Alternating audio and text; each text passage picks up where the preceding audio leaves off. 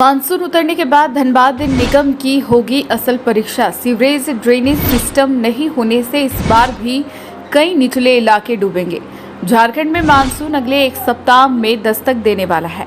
ऐसे में धनबाद नगर निगम की नालियों और नालों की साफ सफाई में जुट गई है। वैसे तो धनबाद के कई इलाके हर साल बारिश में डूबते हैं। हालांकि 523 करोड़ की लागत से सीवरेज ड्रेनेज योजना का काम शुरू हुआ है, लेकिन इसके पूर्ण लाभ के लिए कम से कम 3 साल का इंतजार करना होगा। पिछले साल की तरह इस साल भी धनबाद के कई इलाके बारिश के पानी में डूबते नजर आएंगे।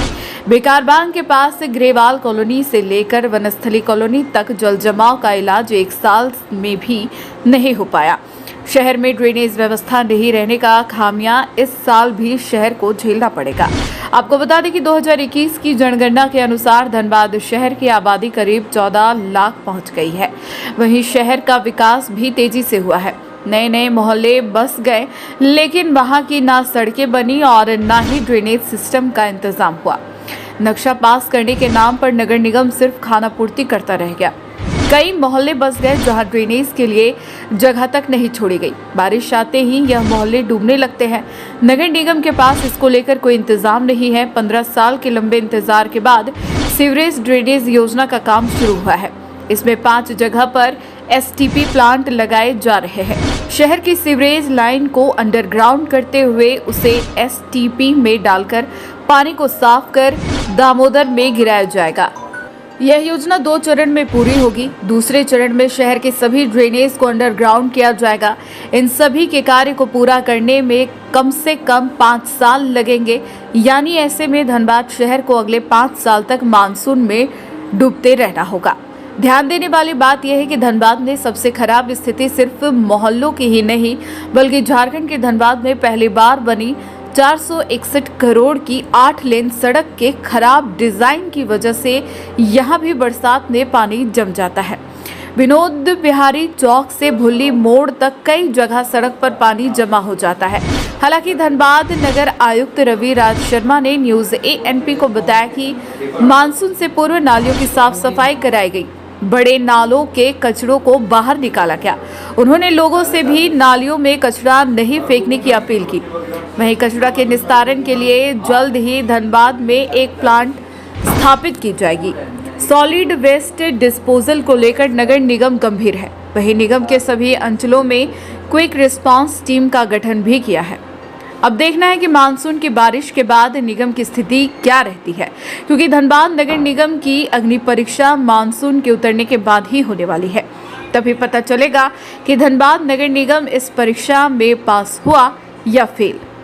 न्यूज एएनपी के लिए गोविंद के साथ कुंवर अभिषेक सिंह की रिपोर्ट। कि जो बरसात आने वाली बरसात के लिए नगर निगम पूरी तरह से तैयार है और लगभग सभी जितने बड़े नाले हैं सबकी सफाई करा दी गई है। जो छोटे नाले हैं उनकी सफाई चल रही है।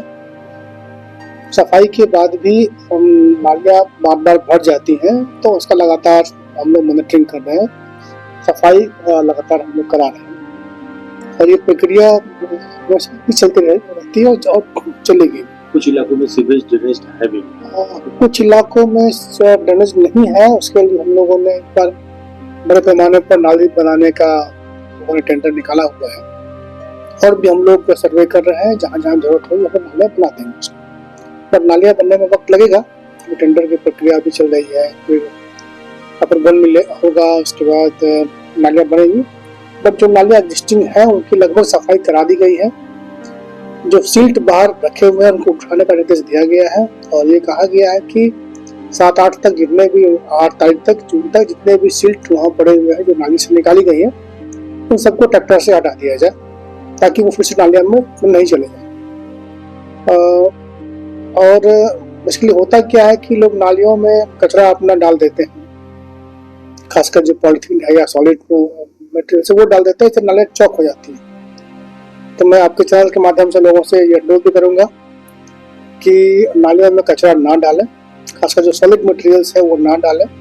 हमने देखा है कि प्लास्टिक्स हैं या फिर थर्मोकॉल्स हैं, लकड़ी के टुकड़े हैं या बहुत सारी चीजें हैं वो लोग नालियों में डाल देते हैं या फेंक देते हैं। उसके लिए फिक्स पॉइंट है, गार्बेज कलेक्शन सेंटर है हमारे पास, डोर टू डोर हम लोग विजिट कराते हैं, तो वहाँ उनको दें और नालियों में ना दें। आपके यहाँ गाड़ी जाती है तो वहाँ उसको दे दें।